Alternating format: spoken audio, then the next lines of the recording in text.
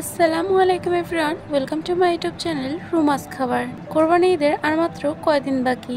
আমরা কিন্তু কম বেশি সকলেই কোরবানি ঈদে গরুর মাংস ভুনা খেতে পছন্দ করি। যারা নতুন রাঁধুনি তাদের জন্যই আজকে আমি হাতের কাছে থাকা খুবই অল্প উপকরণে আর খুবই মজাদারভাবে ও সহজভাবে এই রেসিপিটি শেয়ার করার চেষ্টা করেছি। এই রেসিপিটি ফলো করে গরুর মাংস রান্না করলে মাংসের কালারটাও দেখতে খুব বেশি লোভনীয় হবে। তো চলুন আর বেশি দেরি না করে রেসিপিটি শুরু করে দিই। এই জন্য আমি আজকে রেগুলার কাট করে এখানে গরুর মাংস নিয়েছি 1 কেজি পরিমাণ। আপনাদের বোঝার সুবিধার্থে এখানে আমি বলে দিচ্ছি, হাতের আঙুলের 2 করের যে সাইজ থাকে সেই সাইজ করে এখানে আমি মাংসটাকে কেটে নিয়েছি। কেটে নেওয়ার পরে আমি ভালো মতন ধুয়ে নিয়েছি। আজকে আমি মাংসটা রান্না করব তেল এবং হাড় সহই। এবার আমি মাংস রান্নার মূল প্রসেসে চলে যাচ্ছি। এই জন্য একটি পাত্রে দিয়ে দিচ্ছি 1/2 কাপ পরিমাণ সরিষার তেল। অবশ্যই চেষ্টা করবেন সরিষার তেলটা ব্যবহার করার, সেক্ষেত্রে মাংসের টেস্টটা খুবই ভালো আসে। দিয়ে দিচ্ছি 3টা তেজপাতা চিড়ে, দিয়ে দিচ্ছি 5টা বড় সাইজের এলাচ, দিয়ে দিচ্ছি 4 টুকরো দারচিনি বড় সাইজের। এবার আমি মশলাগুলোকে তেলের মধ্যে কয়েক সেকেন্ড ভেজে নিব।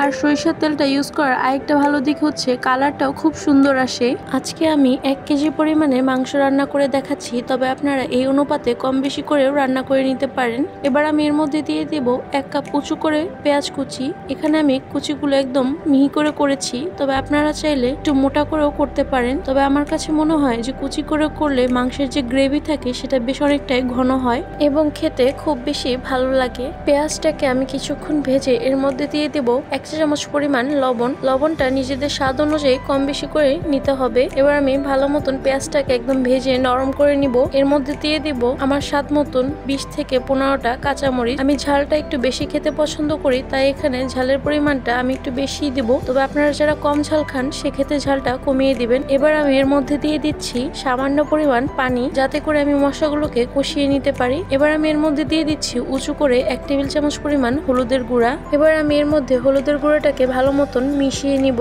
ভালো মতন মেশানো হয়ে গেলে এর মধ্যে আমি দিয়ে দেব সমান করে 1 টেবিল চামচ পরিমাণ মরিচের গুঁড়া। মরিচটা নিজেদের স্বাদ অনুযায়ী দিতে হবে। আমি আগেই বলেছি আমি ঝাল বেশি খাই, তার জন্য এখানে ঝালটা অনেকটাই দিচ্ছি। আপনারা যারা ঝাল কম খান তারা ঝালটা কমিয়ে দিবেন। এখানে একসাথে মিক্স করে আমি দিয়ে দিচ্ছি আদা রসুন পেস্ট 3 টেবিল চামচ পরিমাণ। এবার আমি ভালো মতন মিশিয়ে এটাকে মিডিয়াম আঁচে জাল করে নিব 3 মিনিটের মতন। যদি আপনাদের প্রয়োজন মনে হয় যে মশলার মধ্যে আরো কিছুটা পানি দিতে হবে, সেক্ষেত্রে অল্প একটু পরিমাণে পানি অ্যাড করতে পারেন। তবে আমার এক্সট্রা কোনো পানির প্রয়োজন হয়নি। এই যে দেখুন 3 মিনিট পরে তেলটা ছেড়ে দিবে মশলা থেকে এবং মশলার কালারটাও বেশ অনেকটা গাঢ় হয়ে যাবে। এই পর্যায়ে আমি আগে থেকে ধুয়ে রাখা মাংসগুলো দিয়ে দিচ্ছি। আপনারা হয়তো মনে করতে পারেন যে মাংসের মধ্যে ব্লাড রয়ে গেছে, তবে ধুয়ে যদি রেখে দেওয়া হয় সেক্ষেত্রে এরকম কিছুটা হয়ে যায়। এটা কোনো বাজে না বা কোনো ব্লাড না, এটা এখানে মাংস থেকে বের হয়। এবার আমি মশলাটাকে মাংসের সাথে খুব ভালোভাবে মিশিয়ে নিব।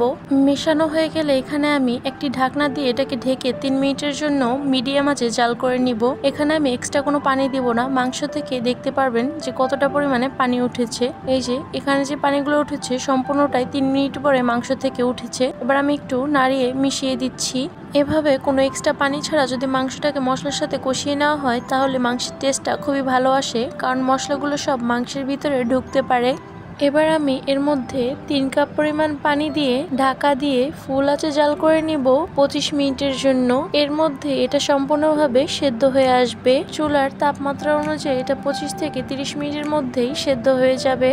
আমি এখানে আজকে মাংসটা রান্না করতে গরম পানি ব্যবহার করছি, কারণ এতে করে মাংসের টেস্ট খুবই বেশি ভালো আসে এবং মাংসটা খুব দ্রুত সেদ্ধ হয়ে রান্না হয়ে যায়। তবে আপনারা চাইলে নর্মাল পানিটাও ব্যবহার করতে পারেন। 25 মিনিট পরে ফিরে আসলাম। তবে আমি মাঝে ঢাকনাটা খুলে দুবারের মতন নাড়িয়ে দিয়েছিলাম। এবার আবারও একটু ভালো মতন মিশিয়ে নিচ্ছি। এবার আমি এর মধ্যে দিয়ে দিব 1 কাপ পরিমাণ গরম পানি। আপনারা চাইলে এখানে নর্মাল পানিটাও ইউজ করতে পারেন, তবে গরম পানিটা দেওয়া বেশি বেটার। দিয়ে আমি মিডিয়াম আঁচে জাল করে নিব। এরপর আমি এর মধ্যে দিয়ে দিব 1 টেবিল চামচ পরিমাণ আগে থেকে ভেজে গুঁড়ো করে রাখা জিরার গুঁড়া। দিয়ে আমি ভালো মতন মিশিয়ে এটাকে 2 থেকে 3 মিনিটের মতো জাল করে নিব।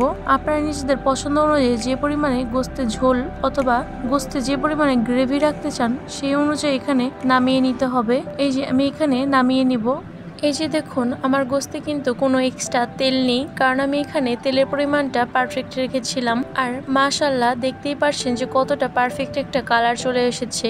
আমি এখানে সরিষার তেলটা ইউজ করার কারণে এতটা ভালো পারফেক্ট কালার চলে এসেছে।